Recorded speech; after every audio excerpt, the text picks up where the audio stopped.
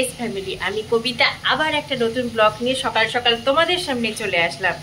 চলো প্রতিদিনের মতন আর বলতেই হবে না, তোমরা জানোই, এতদিন জেনে গেছো যে প্রথমে কবিতার রান্নাঘর দিয়ে শুরু হয়। চলো রান্নাঘর দিয়ে আজকে শুরু করছি। রান্নাবাড়ি চাপাতে হবে, মেয়ের আজকে এক্সাম আছে, কিছুক্ষণ বাদে মেয়ে আবার পরীক্ষা দিতে যাবে, সেই জন্য তাড়াতাড়ি করে রান্নাবাড়িগুলো আগে করে নিই, তারপরেও রেডি টেডি ওকে খেতে দিতে হবে।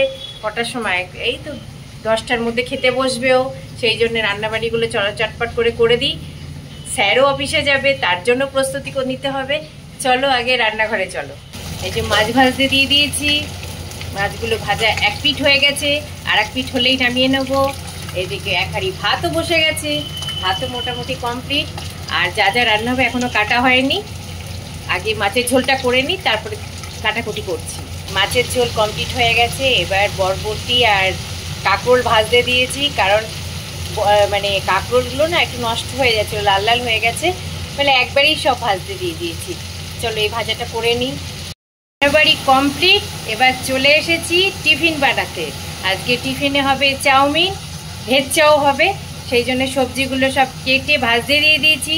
দেখো চাউমিনটা সেদ্ধ করেও রেখে দিয়েছি, ব্যাস ভাজা হয়ে গেলে দিয়েই চাউমিনটা মোটামুটি রেডি হয়ে যাবে, তারপরে যাব ঘরের কাছে। আজকে সব তাড়াহুড়ো লাগিয়ে দিয়েছি, যেদিন যেদিন মেয়ের পরীক্ষা থাকে সেদিন আর আমার মানে এদিক ওদিক তাকানোর আর সময় থাকে না। চাউমিন একদম রেডি হয়ে গেছে, এবার ঢাকা দিয়ে রেখে দিই, তারপরে সবাইকে দেব। পরীক্ষা দিয়ে মেয়েকে নিয়ে এই বাড়িতে ফিরছি, আর তোমাদের সামনে একটু গল্প করব বলে ক্যামেরা ধরলাম। বাপরে বাপ, বাইরে আকাশের অবস্থাটা দেখো, মনে হচ্ছে এই মাত্র মানে ঝমঝম করে বৃষ্টি নেমে যাবে, মানে তাড়াহুড়ো করে বেরিয়ে গেছে, আর তখন আর ক্যামেরা ধরার মতন সময়ই ছিল না। তাই জাস্ট বাড়িতে ঢোকার সাথে সাথে আমি ভাবলাম যাই তোমাদের সাথে একটু গল্প করি, সেই জন্য চলে আসলাম তোমাদের সাথে গল্প করতে। চলো যাই, আবার বিকালবেলা দেওয়ার পড়া আছে, একটু রেস্ট নিই, আবার পড়তে যাবে। চলো ঘরে যাই, আগে ঘরে ঢুকি, তারপর আবার তোমাদের সাথে দেখা করছি।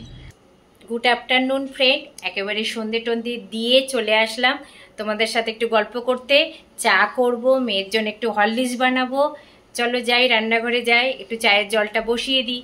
জল ফুটতেও শুরু করে দিয়েছে, দেওয়ার জন্যে হরলিক্স আর চা একসাথেই করে দেবো। যে জল গরম হয়ে গেছে, এবার হরলিক্সটা করে দিই ওকে। এই পরীক্ষা দিয়ে আসার পরে না সেরকম কিছু খাইনি ও, সে আমি বললাম তুই হাত পাটা ধুয়ে রেডি হয়ে ফ্রেশ হয়ে বস, আমি তোর জন্য খাবার নিয়ে যাচ্ছি। আমার ওদিকে চাও হয়ে গেছে।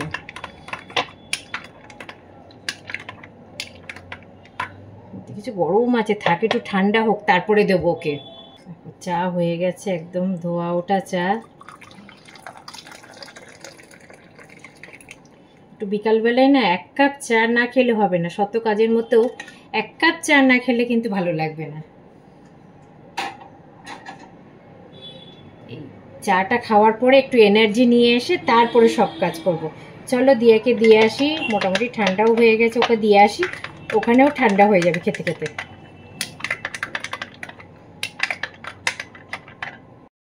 একটু রেস্ট নিয়ে চলে আসলাম রাতের বেলায় রান্নাবাড়ি করতে।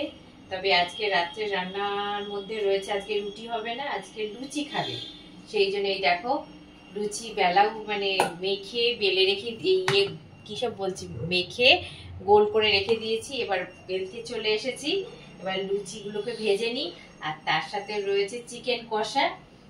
চলো খাওয়া দাওয়াটা করে নিই রাত্রেবেলায়, আর এগুলো লুচিগুলো আগে বেলে নিই।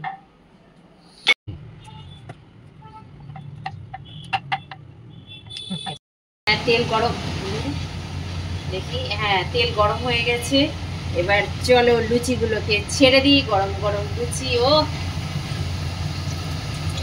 দেখো দেখেছো ফুলকো ফুলকো লুচি, এই দেখো কি ফুলেছে লুচিগুলো, দেখতে পাচ্ছ তোমরা?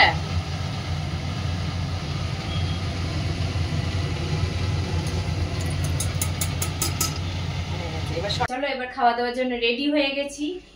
এই দেখো 1 গামলা লুচি ভাজা হয়ে গেছে, আর তার সাথে নিয়ে এসেছি এই দেখো চিকেন কষা।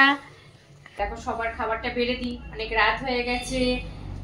আজকের মতন ব্লগটা এখানেই এন্ড করে দিচ্ছি। যদি কিছু ভালো লেগে থাকে লাইক কমেন্ট শেয়ার করতে কিন্তু ভুলো না। Please subscribe my channel. সবাই এভাবে আমার পাশে থেকো, সাথে থেকো।